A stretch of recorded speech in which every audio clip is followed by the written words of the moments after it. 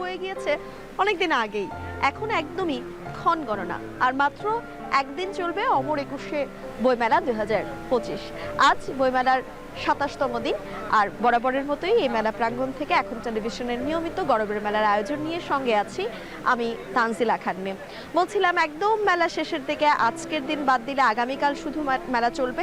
শুরুতে একটু জানিয়ে রাখি, বাংলা একাডেমি কর্তৃপক্ষের সাথে একটু কথা বলেছিলাম, এখনো পর্যন্ত তাদেরকে কোনো পরিকল্পনা আছে কিনা, কারণ শেষের দিকে তো এসে পাঠকরাও একটু চায় যে মেলার সময়টা যদি আর একটু বাড়ানো হয়, কিংবা প্রকাশকরাও হয়তো দাবি করে। তারা এখনো পর্যন্ত কোনো লিখিত দাবি এখনো পর্যন্ত পেশ করা হয়নি তাদের কাছে, এবং তারাও এখনো পর্যন্ত কোনো সেই ব্যাপারে সিদ্ধান্ত নেয়নি। সম্ভবত আগামীকালই অমর একুশে বইমেলার শেষ দিন হতে চলেছে।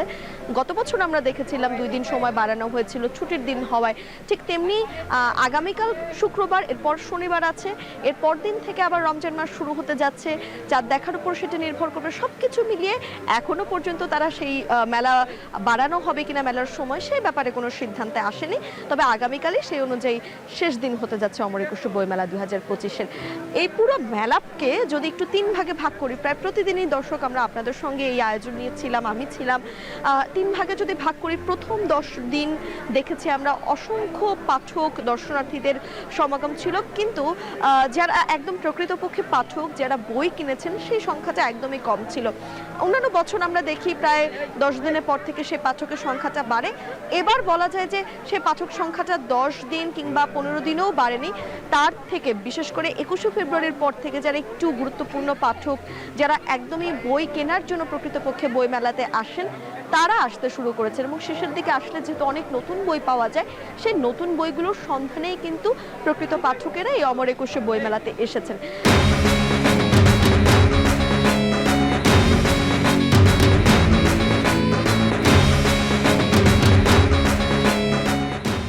তার বাইরে গিয়ে এবার আসলে শিশু প্রহরের আয়োজনেও কিছুটা ব্যতিক্রম ছিল।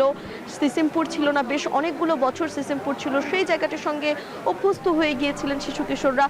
এবছর সেই সিসিমপুরের আয়োজনটি ছিল না, এবং এবার ঢাকা বিশ্ববিদ্যালয়ের পরীক্ষা থাকার কারণে, ভর্তি পরীক্ষা থাকার কারণে শনিবার দিন প্রায় 2টি শনিবার, 3টি শনিবারের মধ্যে 2টি শনিবারই কিন্তু দুপুর থেকে বইমেলা, দুপুর 2টা থেকে বইমেলা খোলা হয়েছিল। আর 14ই ফেব্রুয়ারি বা ফাল্গুন যেহেতু ছিল, বিশ্ব ভালোবাসা দিবস ছিল, এবং একই সঙ্গে শবে বরাত ছিল, সেদিন মানুষ কিছুটা কম দেখা গেল। তারপর দিন কিন্তু অসংখ্য মানুষ ছিল। বিশেষ করে 21শে ফেব্রুয়ারি সরকারি ছুটির দিনের কথা যদি বলি, সেদিন একদমই পা রাখার জায়গা ছিল না অমর একুশে বইমেলাতে, এত মানুষের সমাগম হয়েছে। তবে স্টলে থাকা বিক্রয় কর্মী কিংবা প্রকাশক যারা, তারা কিন্তু বরাবরের মতোই বলেছেন মানুষ এসেছেন ঠিকই বইমেলাতে, কিন্তু আসলে বই তেমন বিক্রি হয়নি। বই কতটা বিক্রি হয়েছে, বেশ অনেকগুলো বছরের থেকে নাকি তারা লোকসান হয়েছে বলছিলেন। সেই হিসেব নিকেশটা আমরা আগামীকাল, আজকের দিন বাদেই কিন্তু জানতে পারবো। এবং প্রতিটা বইমেলাতেই কিন্তু, বা বেশ কয়েক বছর ধরে বইমেলাতে কিন্তু আমরা এই ধরনের অভিযোগটা শুনি প্রকাশক বা স্টলে থাকা বিক্রয় কর্মীদের কাছ থেকে। সেই বিষয়গুলো নিয়েও আমরা কথা বলবো, এবং বরাবরের মতো আমাদের সঙ্গে গরবের মেলায়ও একজন অতিথি থাকবেন, আমরা তার নতুন বই নিয়েও কথা বলবো। তবে এই মুহূর্তে একটা ছোট্ট বিরতি নিতে চাই, বিরতির পরে আবারও ফিরে আসবো।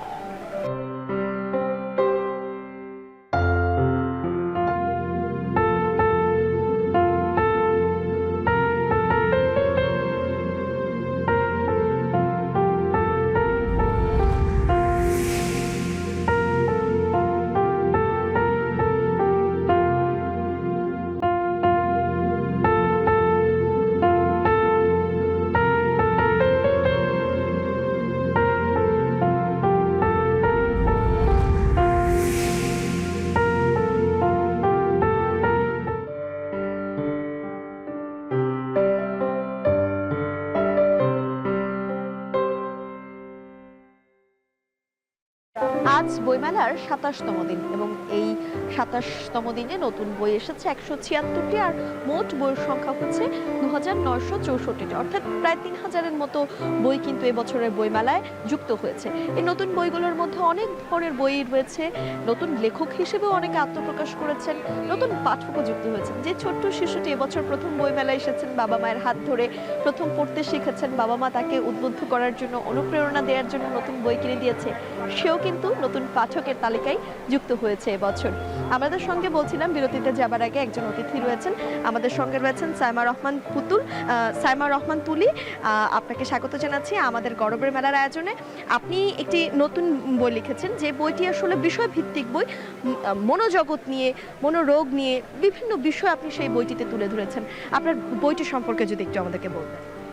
আমার বইয়ের নাম একাকিত্ব ও মনের যত্ন। এটা মূলত আত্ম উন্নয়নমূলক বই। আমি মানসিক স্বাস্থ্য নিয়ে দীর্ঘদিন যাবৎ কাজ করছি। তো আমার কাছে মনে হয়েছে যে আমরা যখনই একটা কোনো সমস্যায় পড়ে যাই, মনে হয় যে হ্যাঁ এটা আমার জন্য সমস্যা মনে হচ্ছে, তখনই আমরা একটা কাজ করি মজা, সেটা হচ্ছে গুগল সার্চ দিই, হাউ টু কি করবো এটা এইরকম সামথিং হতে পারে, যে কোনো কিছু, যে কিভাবে ভালো থাকা যায়, কিভাবে একাকিত্ব দূর করা যায়। তো এই বিষয়গুলোর হচ্ছে খুব তাত্ত্বিক ব্যাপার আছে। আর অনেক বই আছে, আপনি জানেন যে খুব কম পয়সায় মানুষ এফোর্ড করতে পারছে, 10টা বই অনলাইন থেকে কিনে নিচ্ছে এবং সব বই পড়া শেষ। তারপরেও কেন মোটিভেশনাল বই পড়ার পরে কাজ হচ্ছে না? এটার দুই ধরনের কারণ হতে পারে। এক হচ্ছে বইয়ের সাথে আমাদের জার্নিটা ঠিকমতো হচ্ছে না, আর বিষয়গুলো খুব তাত্ত্বিক মনে হচ্ছে। যে সহজ কারণে আমি হাউ টু লিখে সার্চ দিচ্ছি, সেই জিনিসটা আমরা বইয়ে থেকেও পাচ্ছি না, গুগল থেকেও সবসময় পাচ্ছি না। তো ওই ধারণা থেকে আমার কাছে মনে হলো যে আমি মানসিক স্বাস্থ্য নিয়ে লিখবো এবং একাকিত্ব, এই বিষয়টা হচ্ছে এখন খুব সবার, যারা পরিবারে আছে এবং যারা হচ্ছে যার বন্ধু আছে, যার ভালোবাসার মানুষটিও আছে, সেও হচ্ছে একাকিত্ব বোধ করছে। একটু আপনার কাছে জানতে চাই, এই যে যে বিষয়ভিত্তিক বইগুলো, বিশেষ করে এই যে আপনি অন্য একটি বিষয় নিয়ে লিখেছেন মনোরোগ বিষয়ক, এই বিষয় এমনিতেই বই সাধারণত কম লেখেন, যারা লেখালেখি করেন নিয়মিত তারাও এই বইগুলো কম লেখেন, কারণ পাঠকদের চাহিদা এই বইগুলোতে একটু কমই থাকে। তো সেই জায়গা থেকে আপনি আসলে কোন সাহস করে, বা অবশ্যই একটা নিজের ভিতরে সাহস জোগাড় করে বইটা লিখেছেন, কি ধরনের অনুপ্রেরণা নিজেকে নিজে দিয়েছেন এবং পাঠকদের কাছ থেকে বইমেলায় বইটা আসার পরে কেমন সাড়া পাচ্ছেন?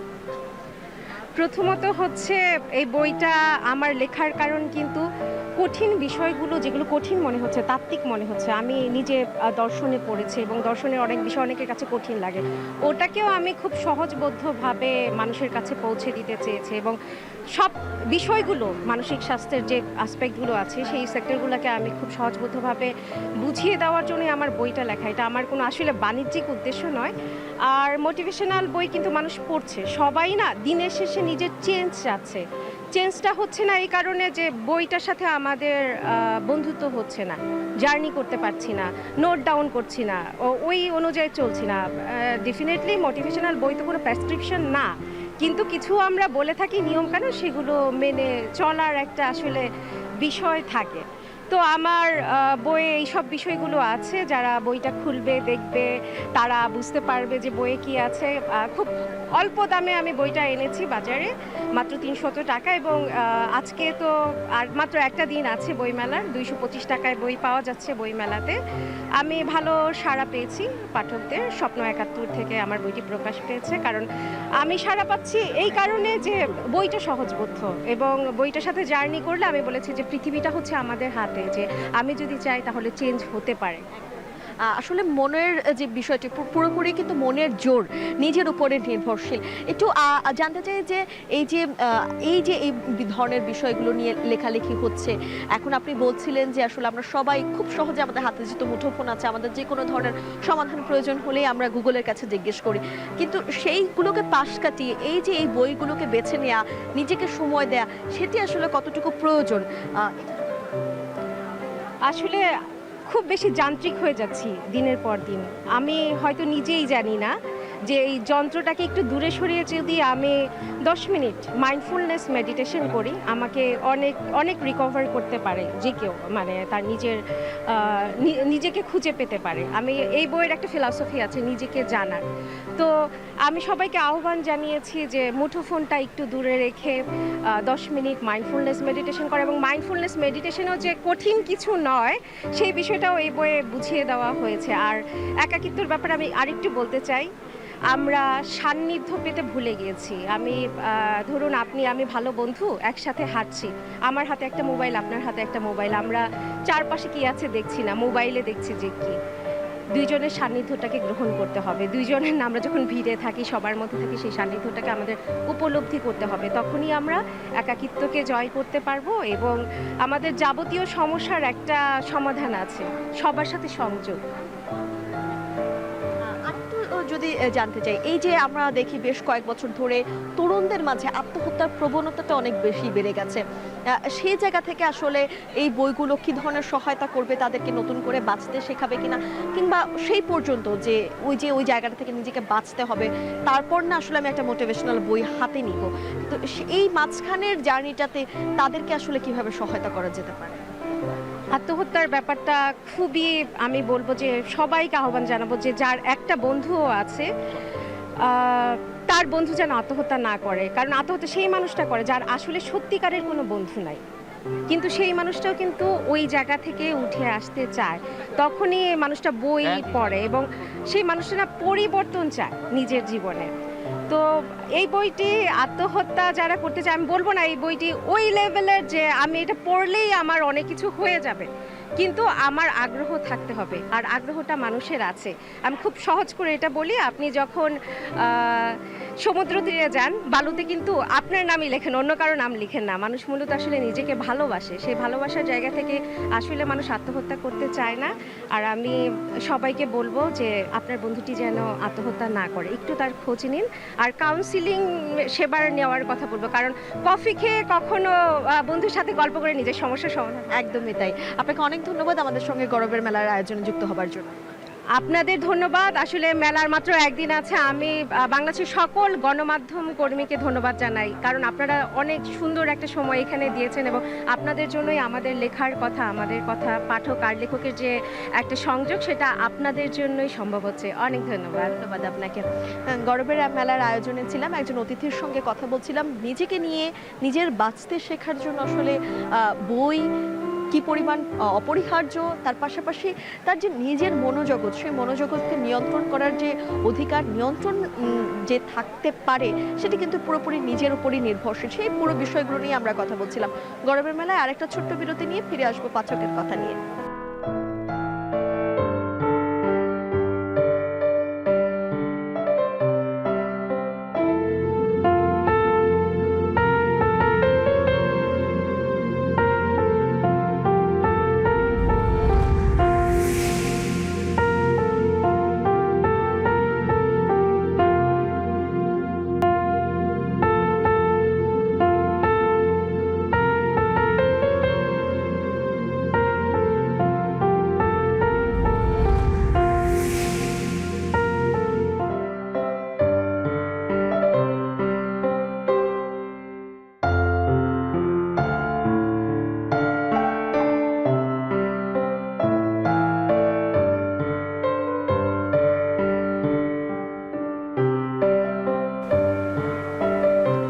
বইমেলা যেমন শেষের দিকে, আমাদের আজকের অনুষ্ঠানও শেষের দিকে, তবে শেষ করব না, শেষ করার আগে একটু হলেও পাঠকের কথা শুনে নিতে চাই, কারণ আর তো মাত্র একদিন।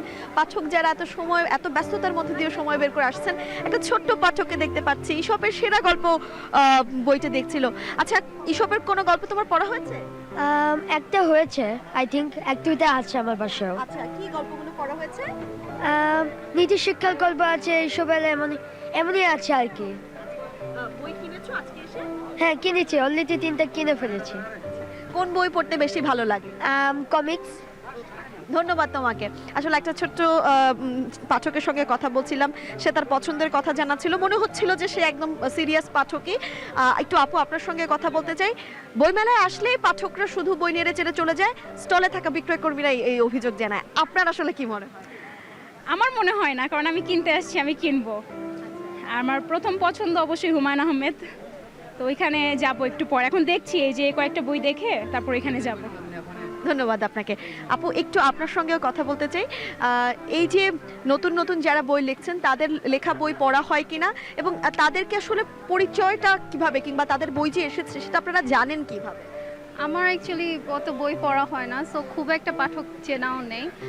আমি পার্সোনালি হচ্ছে হুমায়ুন আহমেদের বইগুলো একটু প্রেফার করি পড়তে, এটি রোমান্টিক টাইপ। সো আগের ওই এক্সপিরিয়েন্স থেকে বলছি, সো রোমান্টিক হচ্ছে মানে হুমায়ুন আহমেদের বইয়ের জন্যই এসেছি মেনলি।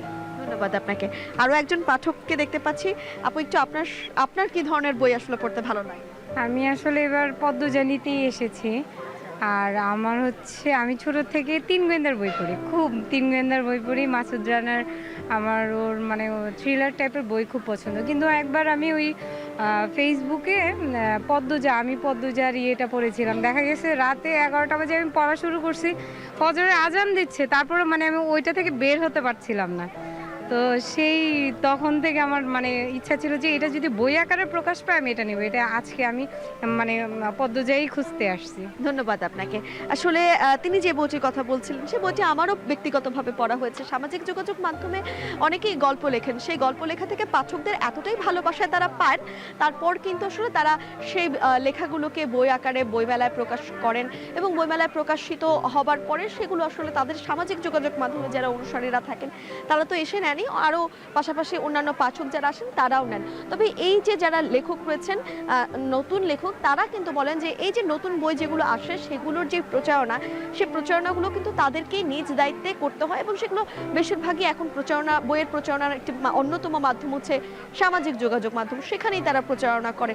তো এই প্রচারণার জায়গা যদি প্রকাশকরা আরও একটু এগিয়ে এসে তাদেরকে সহযোগিতা করেন তাহলে কিন্তু এই বইয়ের বিক্রিটা আরও অনেকটাই বেড়ে যায় বলে তারা প্রতি বছরই কিন্তু আসলে এই প্রত্যাশাটি করে থাকেন। শেষের দিকে আসলে মেলায় এই যে পুরো মাসের মেলা হলো, যে ভুল ত্রুটিগুলো, ছোট ছোট অব্যবস্থাপনাগুলো ছিল সেগুলোই কিন্তু আসলে শোধরানোর বা সেগুলোই যেন আগামীতে না হয় পুনরাবৃত্তি, সেটির প্রত্যাশাই কিন্তু লেখকরা পাঠকরা করে থাকেন পুরো বইমেলা জুড়ে।